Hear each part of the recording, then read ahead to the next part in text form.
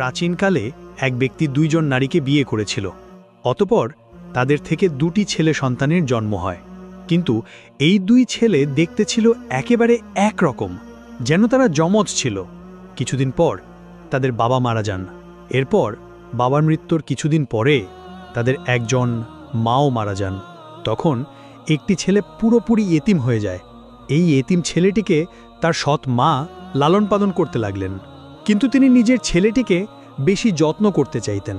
কিন্তু যেহেতু দুই ভাই দেখতে ছিল একদম একরকম, তাই মা কোনোভাবেই তাদের মধ্যে পার্থক্য করতে পারছিলেন না। ফলে বাধ্য হয়ে দুজনকেই সমানভাবে আচরণ করতে হচ্ছিল। একদিন সেই মা একটা কৌশল বের করলেন নিজের ছেলেকে চিনে রাখার জন্য। তিনি অসুস্থ হওয়ার ভান করে বিছানায় শুয়ে পড়লেন এবং তার সামনে একটি সুচ ও সুতার রিল রেখে দিলেন। এই সময় দুই ভাই বাইরে পশুচারণে ব্যস্ত ছিল। যখন তারা ঘরে ফিরে আসে, তখন মায়ের নিজের ছেলে দৌড়ে মায়ের পাশে চলে যায় এবং বলে, আম্মা, তোমার কি হয়েছে? তুমি কি অসুস্থ? এমন সময় মা কিছু না বলে ছেলেকে কাছে টেনে নিলেন এবং সুচ ও সুতার রিলটি তার কানে গুজে দিলেন। এটি ছিল একটি গোপন চিহ্ন, যার মাধ্যমে তিনি নিজের ছেলেকে চিনতে পারবেন। এরপর থেকে সেই মা নিজের ছেলেকে বেশি যত্ন নিতে লাগলেন আর সৎ ছেলেটিকে অবহেলা করতে লাগলেন। তিনি যখন দুজনকে রুটি দিতেন, তখন নিজের ছেলেকে দিতেন ভালো রুটি আর অন্য ছেলেকে দিতেন খারাপ রুটি। সৎ ছেলে বুঝতে পারছিল যে তার প্রতি মায়ের অবহেলা বাড়ছে। এতে সে খুব কষ্ট পেত। একদিন দুই ভাই এটি কূপের পাশে বসে রুটি খাবার জন্য। তখন সেই এতিম ভাই তার ভাইকে বলল, চলো আমরা দুজনেই নিজের রুটির টুকরোটা কূপে ফেলে দিই। ভাই বলল, কেন ভাই, এর দ্বারা লাভ কি? তখন এতিম ভাই বলল, অপেক্ষা করো, তুমি সব বুঝে যাবে। অতঃপর প্রথমেই এতিম ভাই তার রুটির টুকরো কূপে ফেলে দিল। তখন রুটির টুকরোটি পানির উপর ভেসে থাকল। এরপর তার ভাই যখন তার রুটি কূপে ফেলল, সেটি পানির গভীরে ডুবে গেল। তখন এতিম ভাই বলল, দেখলে ভাই, আমি কেন এটা করতে বলেছিলাম তা এখন বুঝতে পারো? তোমার রুটি যেভাবে পানির গভীরে ডুবে গেছে, ঠিক সেভাবেই তুমি তোমার মায়ের হৃদয়ের গভীরে আছো। আর আমার রুটি যেমন উপরে ভেসে রইল, আমিও তেমনি তার কাছে গুরুত্বহীন। তারপর সে আবারও বলল, ভাই, এখন আমি আর তোমাদের সঙ্গে থাকতে পারছি না, আমি চলে যাব, যাতে তোমার মাকে আর কষ্ট না দিই। কিন্তু ভাইটি তাকে যেতে বাধা দিল এবং বলল, তুমি আমাকে ছেড়ে যেতে পারো না, আমি তোমাকে ভালোবাসি, তোমাকে ছাড়া আমি বাঁচতে পারি না। আমি মাকে সব বলে দেব, যেন সে তোমার সাথে আচরণ পরিবর্তন করে। কিন্তু তবুও সেই এতিম ভাই বলল, না ভাই, আমি আমার সিদ্ধান্ত নিয়েই ফেলেছি, আমি চলে যাব। তখন তার ভাই ভারাক্রান্ত মনে জিজ্ঞাসা করল, তুমি কোথায় যাবে ভাই? আমি কিভাবে নিশ্চিত হব তুমি ঠিক আছো? তখন এতিম ভাই উত্তর দিল, আমি এই কূপের সামনে একটি গাছ রোপণ করে যাব। যদি দেখো গাছটি বেড়ে উঠছে এবং তার পাতা সবুজ, তাহলে বুঝবে আমি ভালো আছি। আর যদি দেখো গাছটি শুকিয়ে যাচ্ছে, হলুদ হয়ে যাচ্ছে, তাহলে বুঝবে আমি কষ্টে আছি এবং তখন তুমি আমাকে খুঁজে নিও।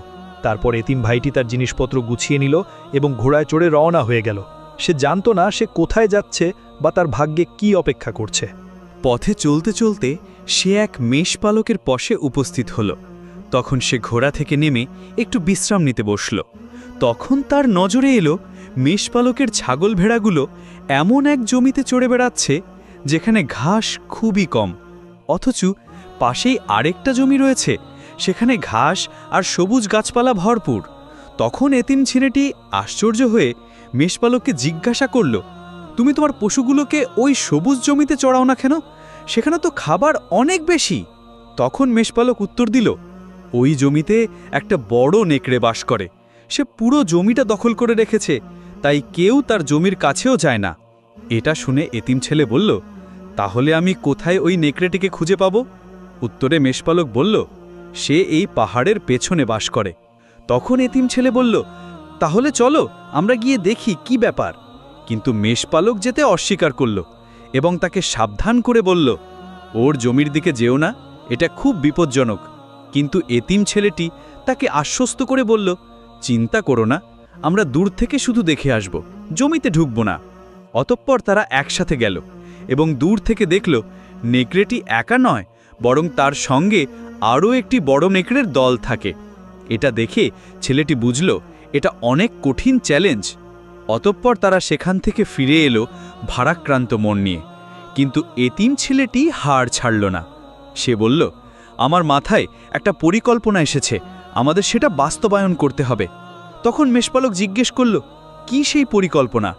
এতিম ছেলেটি তখন বলল, আমরা পাহাড়ের কাছে একটা বড় গর্ত খুঁড়ব, সেখানে একটা মাংসের টুকরো রাখব, যেন ওটা নেকড়েদের জন্য ফাঁদ হয়। আর যখন নেকড়েরা কাছে আসবে, আমরা একটি বড় জাল তাদের উপর ফেলে দেব, যা গাছের সঙ্গে লাগানো থাকবে। ঠিক তখনই আমরা ঝাঁপিয়ে পড়ব এবং তাদের ফাঁদের মধ্যে আটকে থাকা অবস্থায় তরবারি দিয়ে মেরে ফেলব। তখন মেষপালক ছেলেটির বুদ্ধি এবং সাহসে মুগ্ধ হল। সে আনন্দিত হয়ে ছেলেটির সঙ্গে প্রস্তুতি নিতে এগিয়ে গেল। পরদিন ভোরবেলায় এতিম ছেলেটি ও মেষপালক পাহাড়ের পাশে চলে গেল। তারা একটি গাছের নিচে বড় একটি গর্ত খুঁড়ল, সেখানে জালটি ঝুলিয়ে রাখল এবং গর্তে একটি মাংসের টুকরো রাখল। এরপর তারা দূরের একটি গাছের আড়ালে লুকিয়ে থাকল, হাতে তরবারি নিয়ে নেকড়ের আসার অপেক্ষায়। তারা কিছুক্ষণ পরেই নেকড়েরা মাংসের গন্ধ পেয়ে দ্রুত গর্তের দিকে ছুটে এলো এবং সবাই গর্তে ঢুকে পড়ল। ঠিক সেই সময় ছেলেটি দড়ি টেনে দিল, ফলে জালটি পড়ে গেল নেকড়েদের উপর। ফলে তারা জালে আটকে পড়ে ছটফট করতে লাগল। তখন মেষপালক এবং ছেলেটি সাথে সাথে ঝাঁপিয়ে পড়ল এবং তরবারি দিয়ে নেকড়েগুলোকে হত্যা করল। অতঃপর মেষপালক ছেলেটির বুদ্ধি এবং সাহস দেখে খুব খুশি হল। সে তাকে তার তাঁবুতে নিয়ে গেল এবং খাবার খাইয়ে বলল, তুমি যা করেছ তার পুরস্কার স্বরূপ আমি তোমাকে উপহার হিসেবে 3টি ছাগল দেব। তুমি চলে যাওয়ার সময় এগুলো সঙ্গে নিয়ে যেও। তখন এতিম ছেলেটি বলল, তোমার উপহার আমি গ্রহণ করলাম, তবে এখনই নিতে পারবো না। তুমি এগুলো তোমার পশুর সাথেই রাখো, আমি ফিরে এসে নিয়ে যাব। তারপর এতিম ছেলেটি মেষপালককে বিদায় জানিয়ে আবার তার যাত্রা শুরু করল। সে খুঁজছিল এমন একটি গ্রাম যেখানে সে থাকতে পারবে। এতিম ছেলেটি খুশি ছিল, কারণ সে একজন মানুষের উপকার করতে পেরেছে এবং কারো জীবনে খুশির কারণ হতে পেরেছে। পথে চলতে চলতে সে এক দূরের গ্রাম দেখতে পেল, তাই সে সেই গ্রামে প্রবেশ করল। কিন্তু সে রাস্তার একপাশে একটি কূপ দেখতে পেল। কূপের পাশে একটি সুন্দরী মেয়ে বসেছিল এবং সে প্রচণ্ড কাঁদছিল। এই দৃশ্য দেখে ছেলেটি খুব অবাক হল। সে মেয়েটির কাছে এগিয়ে গিয়ে জিজ্ঞাসা করল, তুমি এভাবে কাঁদছ কেন? উত্তরে মেয়েটি বলল, এই কূপে একটি ভয়ঙ্কর সাপ বাস করে, যার 7টি মাথা। আমাদের পানি নিতে হলে একটা সর্প মানতে হয়, অর্থাৎ প্রতিদিন গ্রামের একজন মেয়ে নিজেকে এই সাপের খাদ্য হিসেবে উৎসর্গ করতে হয়। সে নিজেই কূপে ঝাঁপিয়ে দেয়, তারপর সাপ আমাদের পানি নিতে দেয়, না হলে আমরা এক ফোঁটা পানিও পাই না। আর আজ আমার পালা, আমাকে এখনই কূপে লাফিয়ে পড়তে হবে। এতিম ছেলেটি তখন বিস্ময়ে জিজ্ঞাসা করল, তোমরা কেউ কি চেষ্টা করনি এই সাপটিকে মারতে? মেয়েটি তখন বলল, আমরা চেষ্টা করেছিলাম। শুরুতে এর মাথা ছিল 3টি, পুরুষরা একটা মাথা কেটে ফেললে সেখানে 2টো মাথা বের হয়ে আসে। এভাবে এখন এর 7টি মাথা হয়েছে। শুরুতে সে প্রতিদিন একটি করে ভেড়া চাইত, কিন্তু যখন মানুষ প্রথমবার সাপটিকে মারার চেষ্টা করেছিল তখন সে অত্যন্ত রেগে গিয়েছিল এবং 1 সপ্তাহের জন্য পানি বন্ধ করে দিয়েছিল। তারপর সে প্রতিদিন একটি উট দাবি করতে শুরু করে। তৃতীয়বার যখন মানুষ আবার চেষ্টা করেছিল তখন সাপের রাগ আরও বেড়ে গিয়ে সে পুরো 1 মাস পানি বন্ধ রাখে, এমনকি মানুষ প্রায় মারা যাওয়ার উপক্রম হয়। তারপর সে ঘোষণা করে, শাস্তিস্বরূপ এখন থেকে প্রতিদিন গ্রামের একটা মেয়ে তাকে উৎসর্গ করতে হবে, তবেই পানি দেয়া হবে। ওই দিন থেকে আমরা প্রতিদিন একজন করে মেয়ে পাঠাতে থাকি। আর আজ আমার পালা এসেছে। আমি এই নগরের রাজকন্যা। আমার পিতা হচ্ছেন এই শহরের ন্যায়পরায়ণ বাদশা। তিনি আদেশ দিয়েছেন আমি যেন কূপে যাই, যেমন সাধারণ পরিবারের মেয়েরা যায়, যাতে সবার প্রতি ন্যায্যতা বজায় থাকে। মেয়েটির কথা শুনে এতিম ছেলেটি খুব অবাক হলো। সে মেয়েটিকে বলল, ভয় পেও না, ইনশাআল্লাহ আমরা এর সমাধান বের করব এবং এই শহরকে এই ভয়ঙ্কর সাপের হাত থেকে মুক্ত করব। তখন মেয়েটি বলল, এর একটি সমাধান আছে, কিন্তু তা খুব কঠিন। তখন ছেলেটি বলল, বল, কি সেই সমাধান? মেয়েটি উত্তরে বলল, 7টি মাথার মধ্যে একটি আসল মাথা আছে। যদি আমরা সেটি কেটে ফেলতে পারি তাহলে সাপটি সঙ্গে সঙ্গে মারা যাবে।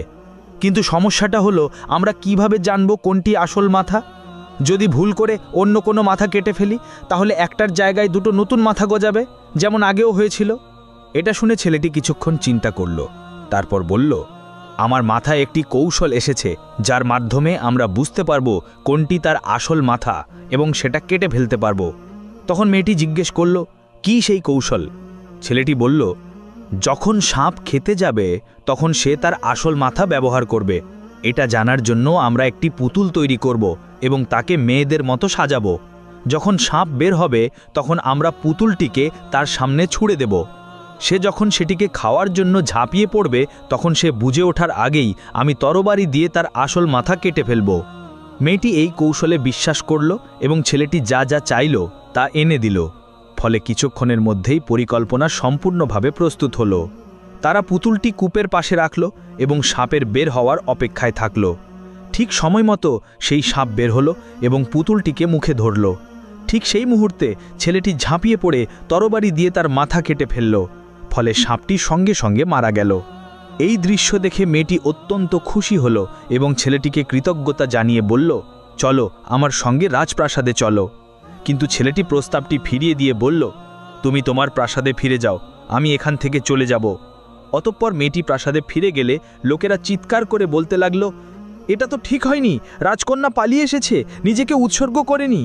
লোকেরা রাজপ্রাসাদের সামনে ভিড় জমিয়ে ক্ষোভ প্রকাশ করতে লাগল। তখন বাদশাহ বের হয়ে এসে তার কন্যাকে জিজ্ঞেস করলেন, তুমি ফিরে এসেছো কেন?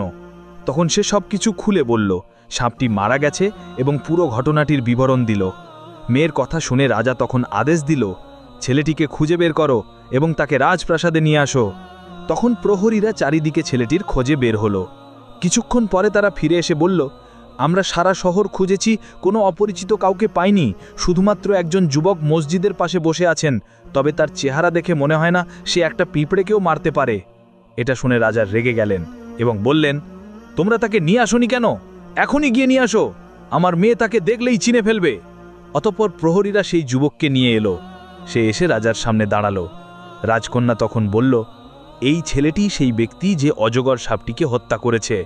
তখন রাজা বললেন, আমি তোমার বুদ্ধি ও বিচক্ষণতায় মুগ্ধ, তুমি যা করেছ তাতে আমি আনন্দিত। তুমি আমাদের শহরকে বহু বছরের এক ভয়ঙ্কর বিপদ থেকে রক্ষা করেছ, যেটা থেকে আমরা কেউই মুক্তি পেতে পারিনি। এজন্য আমরা তোমাকে যেতে দেব না, তুমি আমাদের সঙ্গেই প্রাসাদে থাকবে এবং আমি তোমার সঙ্গে আমার সেই কন্যার বিয়ে দেব যার প্রাণ তুমি রক্ষা করেছ। এই ঘোষণা শুনে যুবক এবং রাজকন্যা দুজনেই খুব খুশি হল। মানুষও আনন্দে মেতে ওঠে, উৎসব শুরু করল। অতঃপর যুবক রাজকন্যাকে বিয়ে করে সুখে শান্তিতে বসবাস করতে লাগল। এদিকে তার ভাই সেই গাছটির দিকে তাকিয়ে দেখতে পেল যে গাছটি বেড়ে উঠছে, সবুজ হচ্ছে। তখন সে বুঝতে পারল তার ভাই ভালো আছে এবং জীবনে সুখে আছে। একদিন সেই এতিম যুবক শিকারে যাওয়ার প্রস্তুতি নিচ্ছিল। তখন রাজা এসে তাকে জিজ্ঞেস করলেন, তুমি কোথায় যাচ্ছ? উত্তরে যুবক বলল, আমি কাছের মরুভূমিতে শিকারে যাচ্ছি। তখন রাজা বললেন, খুব বেশি দূরে যেও না, বিশেষ করে পাহাড়ের দিকে যেও না, সেখানে এক ভয়ঙ্কর জাদুঘর বাস করে। সে পাহাড়ের চূড়ায় একটি গুহায় থাকে। কেউ তার কাছে গেলে সে তাকে জাদু করে অসুস্থ করে নেয় এবং সেই অসুখ সারানো অনেক কঠিন হয়ে যায়। যুবক তখন রাজাকে বলল, চিন্তা করবেন না, আমি সেখানে যাব না। তবে ভিতরে ভিতরে সে জাদুকরের সম্পর্কে ভাবতে লাগলো, আর তার মনে কৌতূহল জাগলো জাদুকরের আসল রূপটা জানার।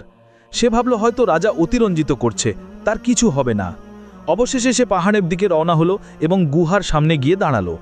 তরবারি হাতে প্রস্তুত হয়ে রইল জাদুকরের বের হবার অপেক্ষায়। কিছুক্ষণ পর সেই ভয়ঙ্কর চেহারা জাদুকর গুহা থেকে বের হলো। সে দেখল এক যুবক ঘোড়ায় চড়ে হাতে তরবারি নিয়ে দাঁড়িয়ে আছে। সে বুঝে গেল যুবক তাকে মারতে এসেছে। যুবক তখনও ঘোড়া থেকে নামেনি, তখনই জাদুকর তার লাঠি ধরল এবং কিছু অদ্ভুত শব্দ উচ্চারণ করল। তারপর লাঠি থেকে বিদ্যুতের মতো এক ঝলক বের হয়ে ছুটে গেল যুবক ও তার ঘোড়ার দিকে। ফলে সে ঘোড়া থেকে মাটিতে পড়ে গেল এবং একদম নড়াচড়া করতে পারল না। তখন জাদুকর উচ্চ স্বরে হাসল। তারপর তাকে অসহায় অবস্থায় ফেলে রেখে আবার গুহার ভিতরে চলে গেল। ঠিক সেই সময় যুবকের ভাই কূপের কাছে বসেছিল। হঠাৎ সে দেখতে পেল তার লাগানো গাছটির পাতা হলুদ হয়ে গেছে এবং ঝরে পড়ছে। সে সঙ্গে সঙ্গে বুঝে গেল তার ভাই কোনো বিপদের মধ্যে পড়েছে এবং তার সাহায্য দরকার। সে সাথে সাথে উঠে দাঁড়ালো এবং ঘোড়ায় চড়ে বের হয়ে গেল ভাইয়ের খোঁজে। পথে যেতে যেতে এক মেষপালক তাকে থামালো। সে ভেবেছিল এই ছেলেটিই সেই যুবক যে একবার তাকে নেকড়ের হাত থেকে বাঁচিয়েছিল, কারণ তাদের দুজনের চেহারায় অনেক মিল। তখন মেষপালক বলল, তোমার ছাগলগুলো এখন অনেক বেড়ে গেছে, চলো এগুলো নিয়ে যাও। তখন সে বুঝতে পারল তার ভাই এখান দিয়ে গিয়েছিল। সে তখন মেষপালককে বলল, আমি পরে ফিরে এসে এগুলো নেব। তারপর সে আবার পথ চলা শুরু করল। এক সময় সে গ্রামে পৌঁছে গেল। গ্রামবাসীরা তাকে দেখে চিৎকার করে ডাকতে লাগল, সে ঘোড়া থেকে নেমে তাদের সঙ্গে কথা বলল। জানতে পারল তার ভাই এই গ্রামেই বাস করে এবং রাজকন্যাকে বিয়ে করেছে। সে দ্রুত রাজপ্রাসাদে ছুটে গেল এবং রাজাকে গিয়ে বলল, আমি আমার ভাইয়ের খোঁজে এসেছি। রাজা তাকে দেখে বিস্মিত হয়ে গেল, কারণ তার চেহারা ছিল তার জামাইয়ের সঙ্গে অবিকল এক। প্রথমে রাজা মনে করলেন এই সেই যুবক যে তার কন্যাকে বিয়ে করেছে। অতঃপর রাজা বললেন, তোমার ভাই শিকারে গিয়েছিল, আমি তাকে পাহাড়ের দিকে না যাওয়ার জন্য সতর্ক করেছিলাম, কিন্তু মনে হয় সে আমার কথা শোনেনি। তখন যুবক রাজাকে বলল, আমি জানি আমার ভাই ভালো নেই, আমি এখনই তাকে বাঁচাতে যাব। কিন্তু রাজা তাকে থামিয়ে দিয়ে বললেন, না বৎস, অপেক্ষা করো, তুমি একা গেলে তুমিও তার মতো জাদুর শিকার হয়ে পড়বে। আমাদের অন্য কোনো সমাধান বের করতে হবে। এরপর রাজা শহরের সেরা জ্যোতিষী ও পণ্ডিতদের ডেকে আনতে বললেন। তারা এলে রাজা পুরো ঘটনাটি খুলে বললেন এবং অনুরোধ করলেন একটি উপায় বের করার জন্য, যাতে সেই জাদুকরের হাত থেকে রাজকন্যার স্বামীকে উদ্ধার করা যায়। তখন তাদের একজন বলল, একটি উপায় আছে, তবে এটি অনেক পরিশ্রমের কাজ এবং অনেক মানুষের দরকার হবে। রাজা জিজ্ঞেস করলেন, কি সেই উপায়? উত্তরে তিনি বললেন, দূরের মরুভূমিতে একটি বিশেষ গাছ আছে, সেই গাছের শুকনো পাতা সংগ্রহ করে পাহাড়ের চারপাশে ছড়িয়ে দিয়ে আগুন ধরাতে হবে। তখন সেই পাতার ধোঁয়া পাহাড়ের দিকে উঠবে এবং এমন এক গন্ধ ছড়াবে যা জাদুকরের শক্তিকে কিছু সময়ের জন্য বন্ধ করে দেবে। তখন রাজা বললেন, ঠিক আছে, ঠিক তখনই আমরা তাকে আক্রমণ করব এবং তার জাদু ফিরে আসার আগেই তাকে হত্যা করব। অতঃপর শহরের মানুষ একত্র হলো এবং সেই বিশেষ গাছ সংগ্রহ করে পাহাড়ের দিকে রওনা হলো। তারা পাহাড় ঘিরে গাছগুলোতে আগুন ধরিয়ে দিল। এতে ধোঁয়ার গন্ধ চারদিকে ছড়িয়ে পড়ল। জাদুকর তখন গুহা থেকে বেরিয়ে এলো। সে তখন বিভ্রান্ত ছিল, কোনো কিছুর উপর মনোযোগ দিতে পারছিল না। ঠিক তখন সেই যুবক তরবারি বের করে দ্রুত ঝাঁপিয়ে পড়ল এবং জাদুকরকে হত্যা করল। এরপর সে তার ভাইয়ের কাছে গেল, দেখল সে মাটিতে পড়ে আছে, অসুস্থ ও দুর্বল অবস্থায়। তখন সে তার ভাইকে কাঁধে তুলে প্রাসাদে ফিরিয়ে নিয়ে এলো। প্রিয় বন্ধুগণ, এই গল্প থেকে শিক্ষণীয় বার্তা হচ্ছে, ভাই এমন একটি নেয়ামত যার কোনো তুলনা নেই। ভাই হচ্ছে দুঃখে সুখে সবচেয়ে বড় ভরসা। যারা আমাদের সঙ্গে গল্পের শেষ পর্যন্ত এসেছেন তারা কমেন্টে জানিয়ে দিন আপনি কোন জায়গা থেকে আমাদের ভিডিও দেখছেন। আবার দেখা হবে আগামী গল্পে। আসসালামু আলাইকুম ওয়া রাহমাতুল্লাহ।